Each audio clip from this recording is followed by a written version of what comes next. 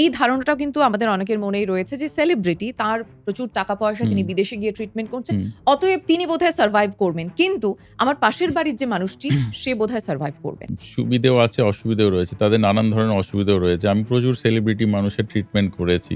ফিল্মের একজন অ্যাক্টর, তিনি মাঝরাতে ট্রিটমেন্ট করাতে আসতেন রাত ১:৩০টার সময়। তার কারণ অন্য সময় তিনি আসতে পারতেন না।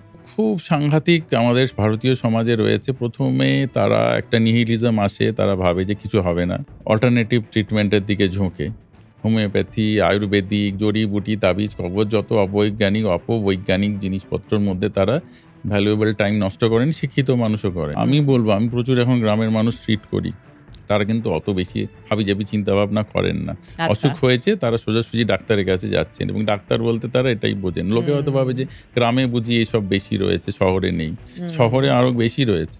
শহরের মানুষ গিয়ে তারা এইদিকে আয়ুর্বেদিক, ওইদিকে হোমিওপ্যাথিক, এদিকে এর পাল্লায় ওর পাল্লায় নানানভাবে টাইম নষ্ট করছেন। এটা একটা সিগনিফিকেন্ট নাম্বার।